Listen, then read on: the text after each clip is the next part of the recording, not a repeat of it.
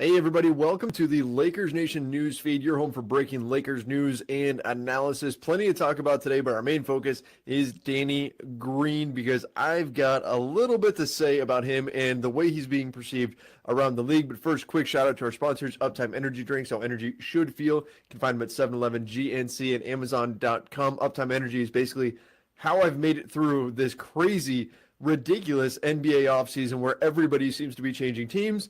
And of course, betonline.ag, your home for online gambling. All you have to do is head over to clnsmedia.com/LeBron and then punch in the promo code CLNS50 and you get a 50% sign up bonus with your first deposit. Okay, so Danny Green, look, I've seen it. I've heard it. All the flag. What are the Lakers thinking? Danny Green, they gave him $30 million over 2 years. They must be stupid because he only averages about 10 points per game last season. Why would you pay that kind of money for a guy who only puts up 10 points per game? Well, let me dive in here. Let me explain what's going on and why Danny Green is more valuable than a lot of people, and I'm talking about a lot of non-Lakers fans, seem to realize. Look, the counting stats are a flawed understanding of how value is brought in from a basketball player. Okay, counting stats, look, they're important. How many points a player scores, how many rebounds they get, and all that sort of thing. But now we've got advanced stats that go in a little bit deeper and give us a better understanding of what a player's true value is. So if we hear somebody say, oh, he only scores 10 points a game, he must not be that valuable. No, you got to dig deeper than that to really understand where a player's value comes from. So let me hit you with some numbers. First of all, in terms of real plus minus, which does a decent job of breaking down a player's overall impact on their team on the floor. Look, compared to other shooting guards, this is where Danny Green has ranked over the last 6 years. This year, number one. Number one out of all the shooting guards in the league, Danny Green ranked number one in real plus minus this year. Last year, 21st. In 16-17, he was 7th. In 15-16, he was 2nd. In 14-15, he was 1st. In 13-14, he was 2nd. Yeah, like that's really, really, really good, right? Obviously, last season, the season before last, really, where he hit 21st, not so great. Everything else, fantastic. And yet he's never averaged a ton of points. He's not a major scorer. So what gives? How is he beating out guys like James Harden? Okay, these guys that can go out there and drop 40 points on a team without even blinking. Look, those guys are important. There's no question. And Danny Green is not that.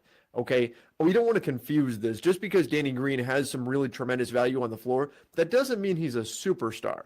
Okay, that's not what these numbers are saying, right? You're going to pay a James Harden more than you're going to pay Danny Green. Certainly, there's no question here, no denying that. Danny Green isn't the kind of guy that you're going to give the ball to and say, hey, go break down a defense, go shake a guy out of his sneakers, and then murder dunk on a bunch of guys. That's not Danny Green. He's not going to do that. He's not going to take over a game and win it on his own.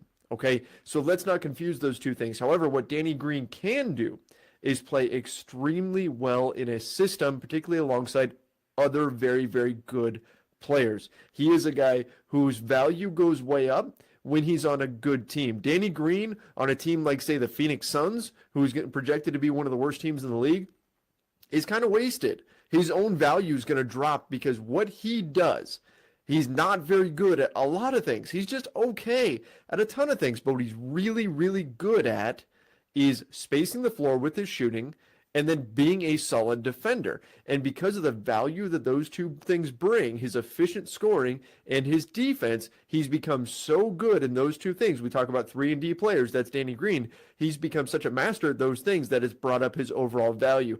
Check this out, guys.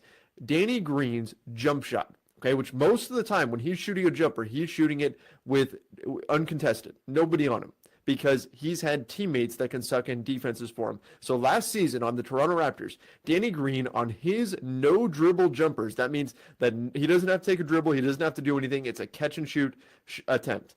1.56 points per possession. 1.56. If you know anything about points per possession, you know how ridiculous that is. Now, there's some other shooters in the league that have done that. Seth Curry is up there. Danny Green wound up ranking 99th in the 99th percentile per synergy. That means he is elite as it comes in the NBA in terms of points per possession on a no-dribble jumper. Guess what he's going to get a ton of this season? catch and shoot opportunities, no dribble jumpers, because guess what? LeBron James is going to suck guys into the paint, and there's going to be Danny Green to get kicked out to and drain these shots, right? Anthony Davis, same thing. DeMarcus Cousins, same thing. He's the kind of guy that can punish defenses for focusing too much on LeBron, which we saw last season. Teams tend to do. LeBron attracts a lot of attention. AD is going to attract a lot of attention. So Danny Green's going to have a lot of value there. Now, to put that in perspective, that 1.56 points per possession, just how ridiculous that number is. Okay, in transition, the Toronto Raptors had the best, most efficient offense in transition last season. They generated 1.2 points per possession.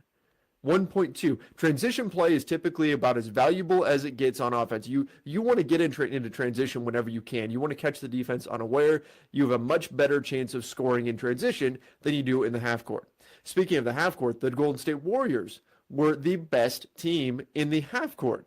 And guess what theirs was? 1.05 points per possession. Again, Danny Green, 1.56 points per possession when he's shooting a wide open jumper. That means a Danny Green jumper, and knowing that most of them are threes, is more valuable than the Raptors in transition or the Golden State Warriors in the half court. That's pretty impressive, right? That's how efficient Danny Green was. So what happened in 17-18? Well, he was dealing with some injuries. Yeah, Kawhi Leonard didn't play, and a lot of people have pointed to that and said, oh, it must have been Kawhi not playing because Danny Green feasts off the open shots that other stars are gonna create for him. It wasn't actually that. He got about the same, if not a little bit more, open jumpers that season, but he was dealing with some injuries. And so he only shot 35% from deep compared to last season with Toronto when he went up to 45%. Now, I'm going to caution you guys, okay? I'm talking up Danny Green right now, but 45% from three, that's his career high. That's probably not sustainable. I'm not saying he's going to be a bad shooter. Just the likelihood of him hitting that high a level again is probably not that high. Okay, but even if he only shoots his career average, which is 40%, his combination of floor spacing, look, teams are going to have to pay some attention to him, and if they don't, he's going to make them pay, plus the defensive versatility that he provides on the other end makes him an extremely valuable player. Look, if a defender has to stay attached to him and doesn't let him get a shot off, that's one less defender that can suck into the paint and try to stop a guy like LeBron James or DeMarcus Cousins or Anthony Davis or any of the other players that the Lakers have. Okay, to give you guys a further example, Danny Green had the second highest net rating on the Toronto Raptors last season, second behind only Marc Gasol, who didn't even play all that many games for the Raptors because he arrived mid-season via trade. I'm talking about a higher net rating than Kawhi Leonard. Now, no, that's not everything. Certainly you would take Kawhi Leonard over Danny Green, but what this all boils down to is that Danny Green is the type of player that you want on the floor if you're going to win games.